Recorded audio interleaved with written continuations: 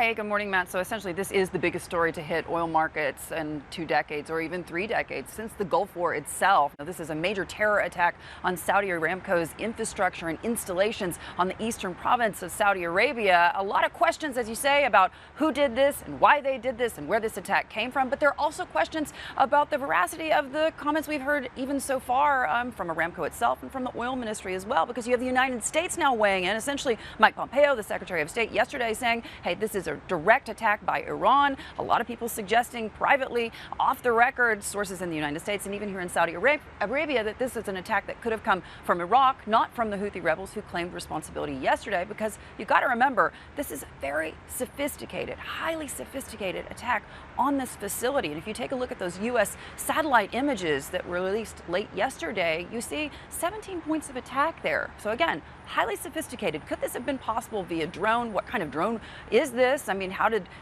Houthis potentially get a hold of this kind of technology? And also, there are now reports that we could even be talking about missile attacks. So still a lot of questions about exactly who did this, why they did this, how they did this. But again, the main point here being that Saudi Arabia itself, the heart, the economic lifeline of this country, is incredibly vulnerable. And that means that the king and the crown prince and the folks here who have been working so diligently on Saudi Vision 2030 to diversify this economy are vulnerable as well. And this has major implications geopolitically in the region, because at the end of the day, you got to remember that this is a country that is sandwiched in a very, very difficult neighborhood. And the phony war, as I said again and again, that we saw over the summer in terms of those tanker attacks, never raised the price of oil or even put this kind of attention in the market as what we've seen over the last 24 hours. So a lot of questions about what's going to happen next year. But Aramco saying to me yesterday, we are intensely monitoring this situation. We're investigating what happened, and we're hoping to have some kind of an update by midday Monday.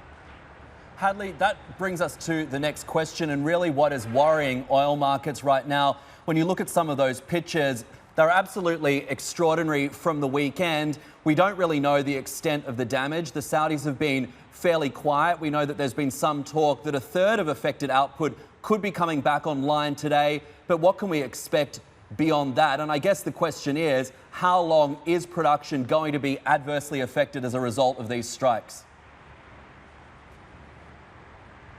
It's going to be really interesting to watch what plays out over the next few hours here, Matt, because we can tell you from what I've been hearing on the ground here in Saudi Arabia. I mean, they've said, they've reported in the Wall Street Journal, among others, that officials off record are saying that we could see a third of production or a third of output back online by the end of today. At the same point, speaking directly to Aramco and to oil ministry sources, they've essentially said to me, hey, refer to the statement. We are going to be very, very careful here. We're already having internal conversations about how we release the investigation material to the public, whether we do it in a press conference or whether we do it with an interview, or hopefully we will get it, and whether or not this information will come out in such a timely manner as they're hoping for.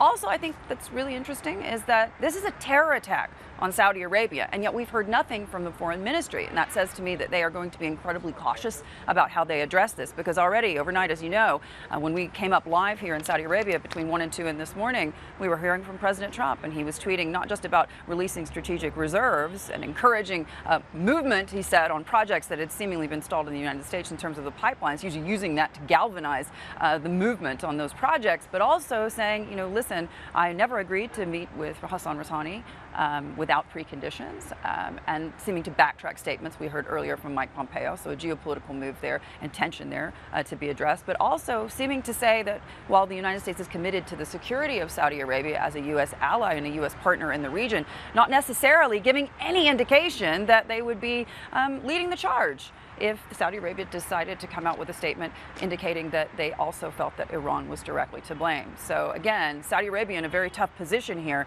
and we'll just have to watch and wait to see how they address this. But so far, at least, the foreign minister not addressing this situation, the foreign ministry not addressing this situation, a terror attack, but the oil ministry and Aramco really leading the fore, coming to the fore when it comes to releasing information. Hey everybody, it's Hadley Gamble from our new CNBC Middle East Bureau in Abu Dhabi. Thanks for stopping by. Now to watch more, you can try one of the videos that just popped up on your screen. And don't forget to subscribe.